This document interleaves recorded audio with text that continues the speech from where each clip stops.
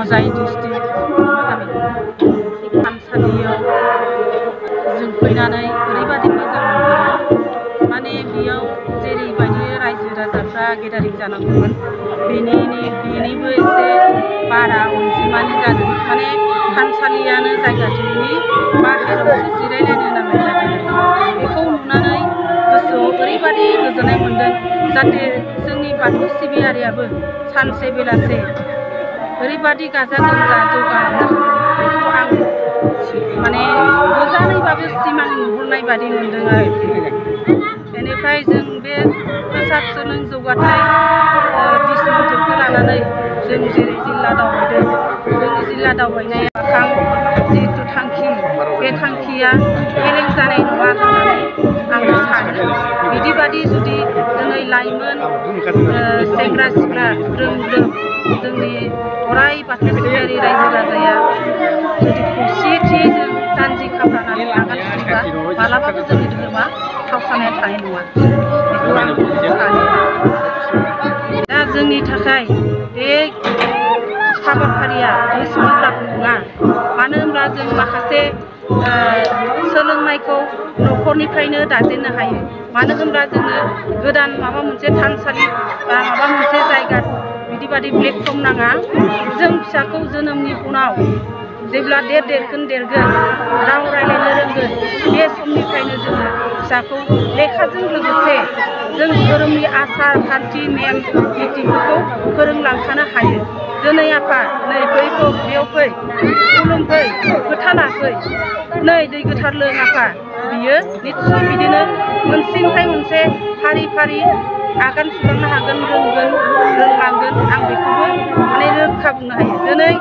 सासे बिमा जानांगौबा बिमा महरैल' थाबा जानाय नङा दिनै जों जौगानाय लामायाव फैनांगोन गावनि धोरोमजों लोगोसे सोलोंथाइजों जों गोजौनिफ्राय गोजौ सिन्था धारा खालामनो नांगोन नाजानांगोन होनबासो जों अराय बिमा माहारि माइनाव माहारिया जौगानायनि लामायाव जोंनि बे हजाय जिल्लायावथ' गामि हालामावबो आरो जिल्ला बिया बालामावबो जों आर'जखौ खनथाम मंगलबाराव लायो आरो गामि गामियावबो जों आर'जखौ मोजाङै दैदेनबाय दं आरो हागौमानि जों नाजानो सेस्था खालामगोन आरो जों जिल्लायाव जोंनि हजाय जिल्लानि माइनावफोरा बियाबफोराव जों माइनावखौ मोजाङै दाफुंजोबनो हायाखै बिनि थाखाय जों इयुनाव मोजाङै दाफुंनानै मोजाङै सालायलांगोन होननानै आं दा नोंथांमोना जिबायदि दावबायदों लाइमोन आफाद जानानै जेरैबायदि जोंनि जिल्लायाव गोलैसोनानै थानाय धोरोमनि थाखाय जथेस्थ' जादों बेखौ जों जथेस्थ' दा जोबोद बाख्नायनाय जोंहा मोनसे गोग्गाथि मोनसे थादों मानो होनोबा जोङो बेफोरबायदि दावबायनाय बेफोरबायदि हाबाफारिखौ जों अराय समनिफ्रायनो जों मिजिंथिनानै दोनबाय थायोमोन जों बेखौ बारा गिबि आगोलनिफ्राय जों जेबो मोनदांस'वाखैमोन नाथाय दिनै नोंथांमोना फैनानै जों जिखिनि मावनो हायै खामानिफोरखौ मावनो थाखाय लाबाय आरो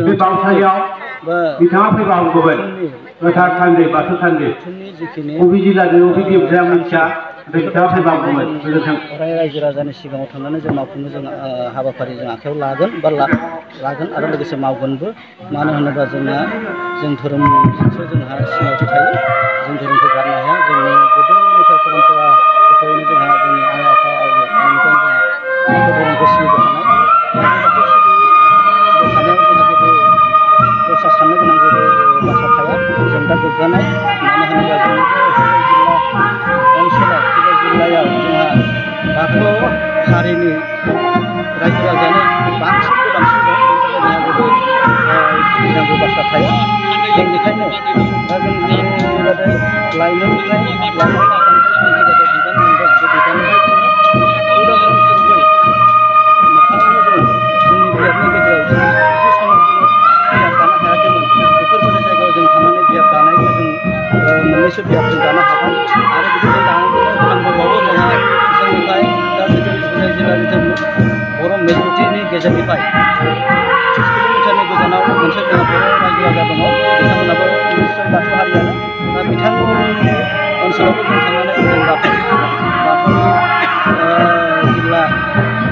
बियाब दानायखौ जोङो नोजोर होगासिनो दङ जों बेखौ दिनैनि हाबाफारिनिफ्राय जों समाव लोगोसेनि समाव सिखारनानै जों आवगायगोन दा आं बेखौनो बुंबाय जिल्लायाव थानसालिखौ जों बेखौनो नोजोरथि होग्रोदों जे थानसालिखौ जोङो बियाब बिजाबफोर जोंना फ्राय दङ अब्लाबो आधा किसुमान दङ दा बिथांमोनखौ जों थांनानै थानसालि दानायनि जोङो मोनसे जों माबा सेस्था खालामहोदों जों मोनसे हाबाफारि लादों जे मोनफ्रोमबो बिजाबा जाहाथे जोंना थानसालियाव जों बाथौ धोरोम होननानै सिनायथि लानांगोन जोंहा थानसालि थानांगोन सिजौ दंफां थानांगोन आरो लोगोसे जों बिजाबखौ नोजोर होआखै जों बिजाबनि गेजेराव थानाय जिखिनि गामियारिनि थानसालिफोरखौबो जोङो सालायनो थाखाय जों खावलायगोन आरो लोगोसे गामियारिनि जिखिनि न'खर माखासे न'खरफोरखौबो जोङो थाङै जोङो